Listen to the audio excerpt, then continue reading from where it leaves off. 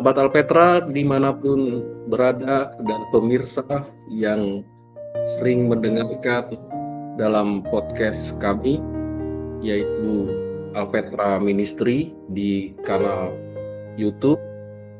Hari ini saya akan mengkhotbahkan tentang Immanuel dalam menyambut Natal, yang dimana setiap tahun kita memperingati, merayakan, dan bersyukur karena Allah sudah datang menjadi sama dengan manusia. Khotbah saya terambil dari Yesaya pasal 7 ayat 14, ayat yang terkenal berisi tentang nubuatan atau kalimat yang mengacu kepada Mesias.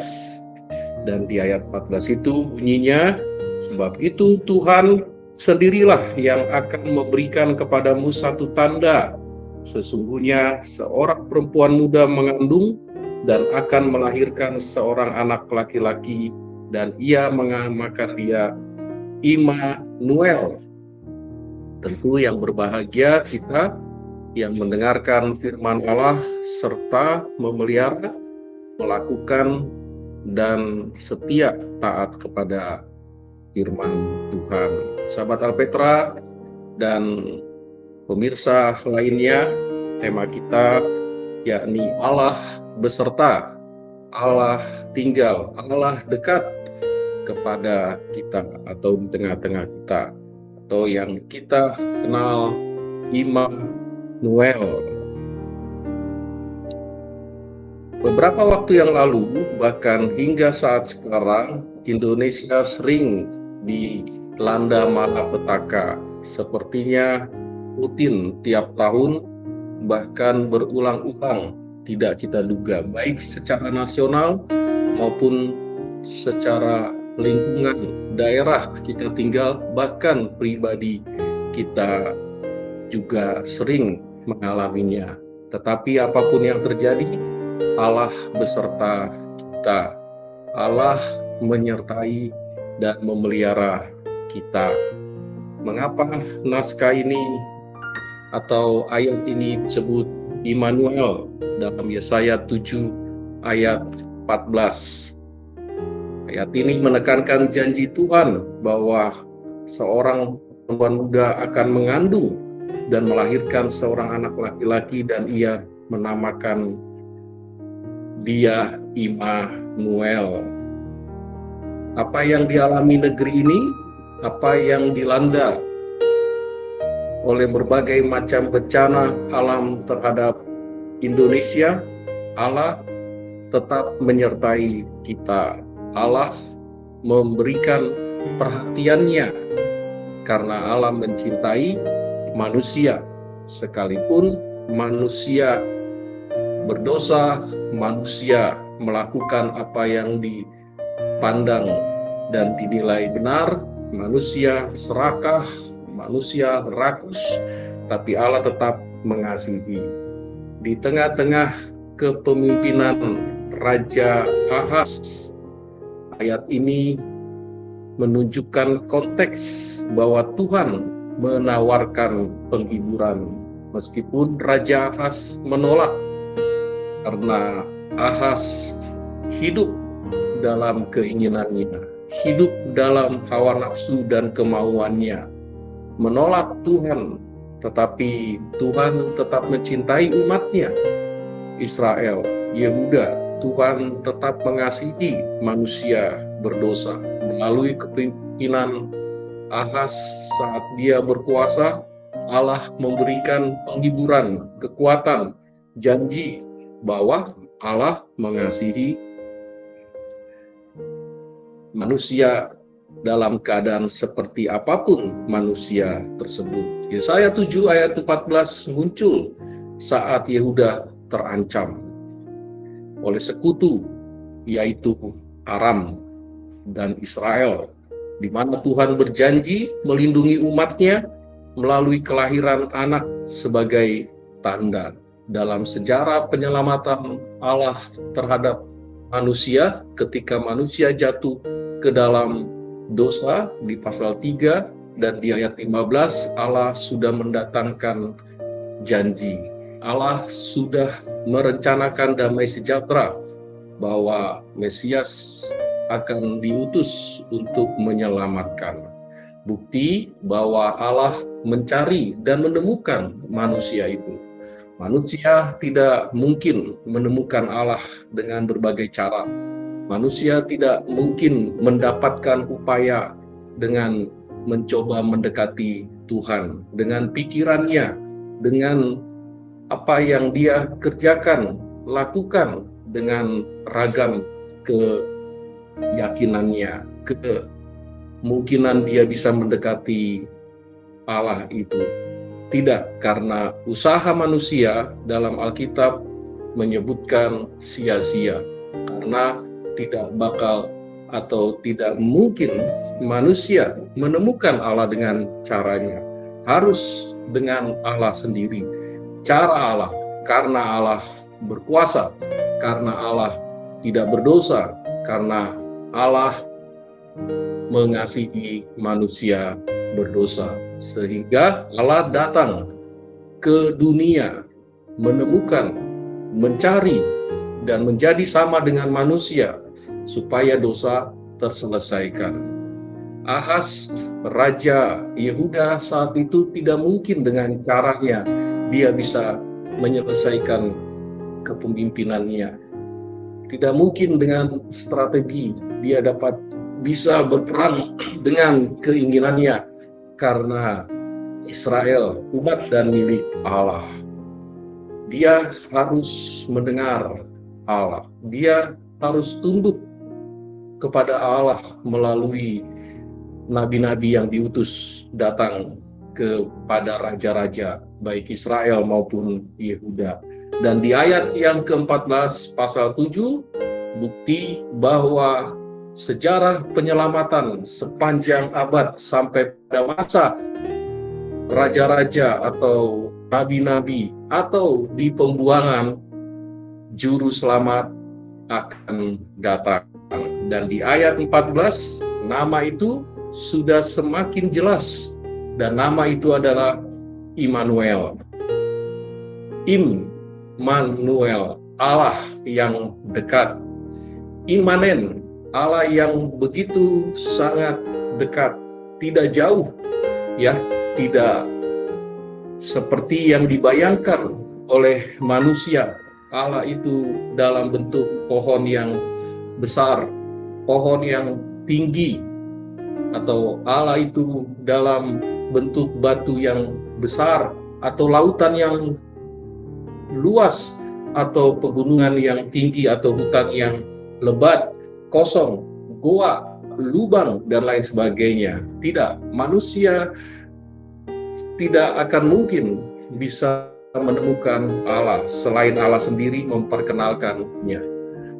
700 tahun sebelum Yesus hadir, sebelum nama Yesus diperkenalkan oleh malaikat kepada Yusuf dan Maria, Yesaya menubuatkan nama itu Immanuel. Nama itu bersifat dekat, nama itu bersifat tidak jauh.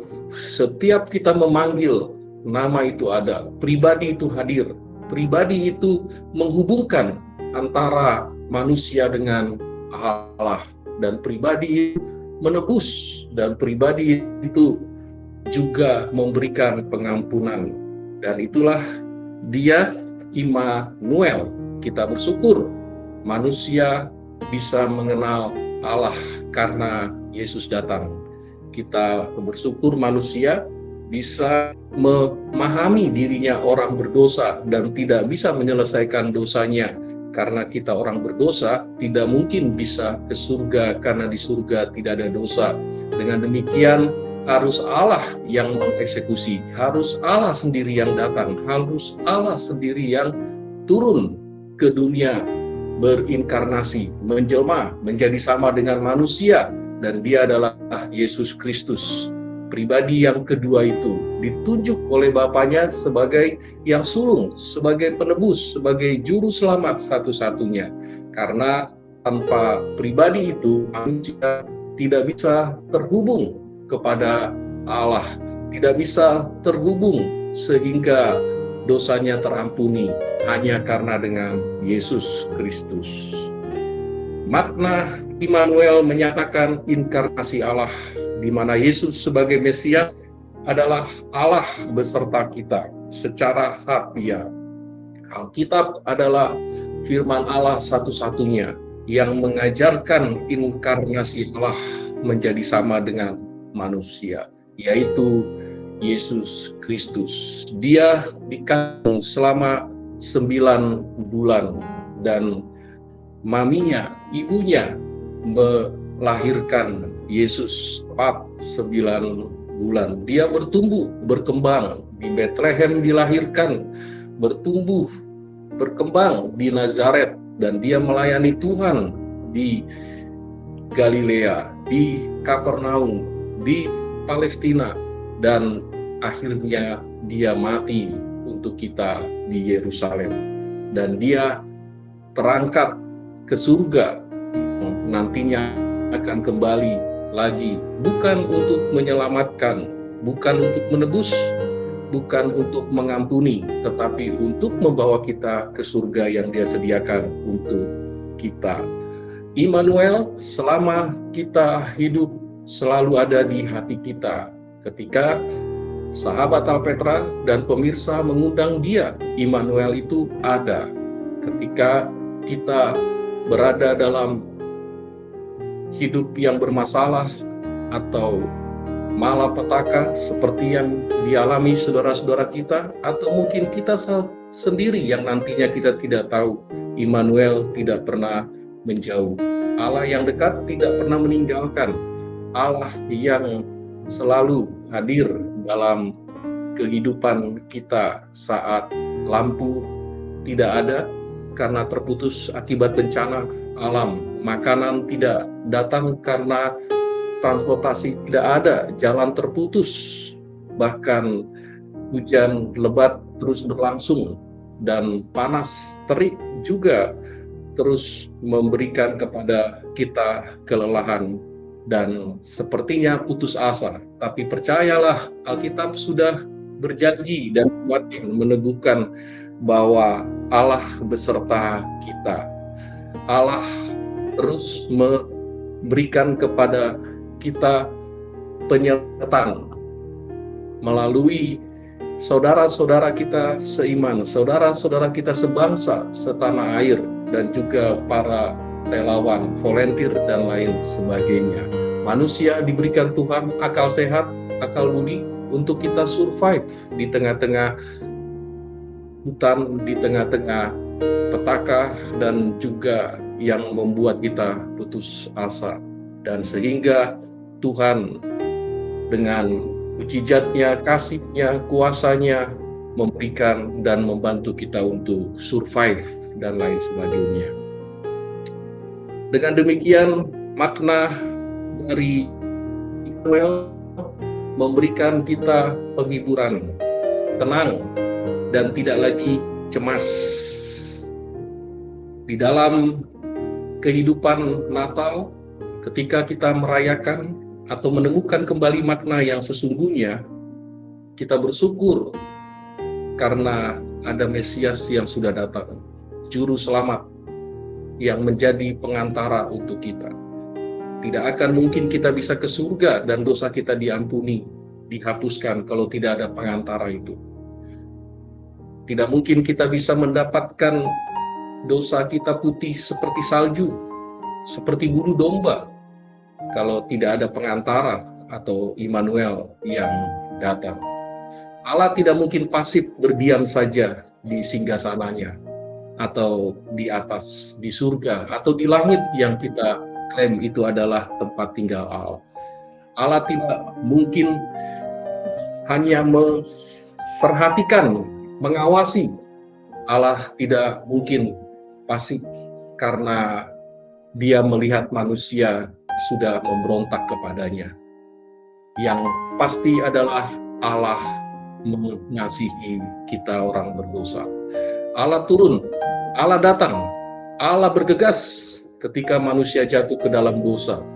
Allah ingin mengembalikan kemuliaan yang sudah hilang dibuat oleh manusia ketika tidak taat saat di Taman Eden oleh Adam dan Hawa, dan Allah memperbaikinya dengan mengutus putranya yang tunggal supaya siapa yang percaya tidak binasa. Tentu sahabat Alpetra yang sering mendengar dan yang sering menyimak setiap podcast dan selalu menekankan pada Injil setiap para narasumber pembicara bahwa hanya Yesuslah satu-satunya juru selamat, pengantara yang siapa percaya kepadanya tidak binasa, melainkan beroleh hidup yang kekal, dan selalu menganjurkan selagi hidup kita, selagi kita masih bernapas, untuk mengambil keputusan segera percaya kepada Juru Selamat itu, yaitu Yesus Kristus. Kita tidak tahu kapan kita mati, kita tidak tahu kapan kita meninggalkan dunia ini.